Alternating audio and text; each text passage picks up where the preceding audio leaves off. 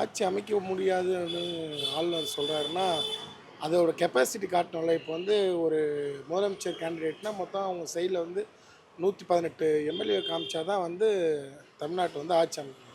அதில் அதை அமைக்கிறதுக்கு தான் அந்த 118 எம்எல்ஏ கூப்பிட்டுவாங்க. நான் ஆட்சி அமைக்கிறேன் தான் அவர் சொல்கிறாரே தவிர அவர் வந்து அப்போஸ் ஒன்றும் பண்ணல. அதனால இப்போ என்ன பண்ணுறாங்க, கூட்டணிக்கு அங்கங்கே ஆள் கேட்டுட்டு இருக்காங்க. இன்றைக்கி கூட விசிகாவட்டையும் கம்யூனிஸ்ட் எல்லாத்தையும் பேசிகிட்டு இருக்காரு. இன்னும் ஏதோ 4 எம்எல்ஏ 5 எம்எல்ஏ தேவைப்படுது கேட்டுட்டு இருக்காரு.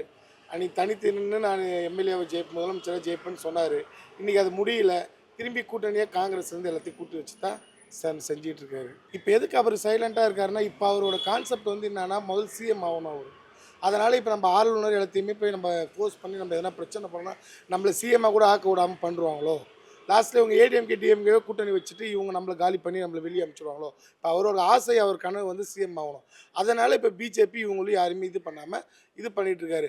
இன்றைக்கி என்ன ஒன்று கஷ்டம்னா, இப்போ மக்கள் எல்லாருமே சேர்ந்து சரி இன்றைக்கி ஒரு புதுசாக ஒருத்தர் வராரு, இன்றைக்கி செய்யலான்னு சொல்லி எல்லா மக்களும் ஓட்டு போட்டிருக்கும் போது, இன்றைக்கி எதுவாக இருந்தாலும் நமக்கு ஒரு சர்க்காரில் நமக்கு எது தேவைப்பட்டாலும் மத்தியில் தான் நம்ம போய் எதுவாக இருந்தாலும் நிதி எல்லாமே கேட்டாகணும்.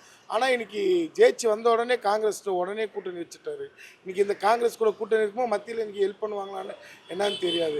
இன்றைக்கி போயிட்டு ஸ்டாலின் வந்து போய் மத்தியில் போய் பிரச்சனை பண்ணாருன்னா, அவங்க வந்து 60-70 வருஷம் கட்சி ஆண்டாங்க, அரசியல்வாதி. அவங்க போய் பிரச்சனை பண்ணி நிதி அவங்களாலேயே முடிஞ்ச வரைக்கும் நிதி வாங்கிட்டு வர முடியல.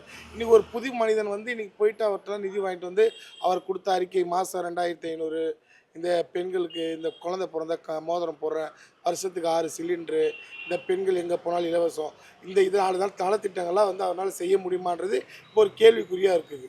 ஆளுநர் என்னன்னா அவரோட தரப்பில் என்ன சொல்கிறாரு, 118 எம்எல்ஏ கேண்டிடேட் காமிங்க, நான் பதவி பிரமாணம் பண்ணி வைக்கிறேன் தான் அவர் சொல்கிறாரு.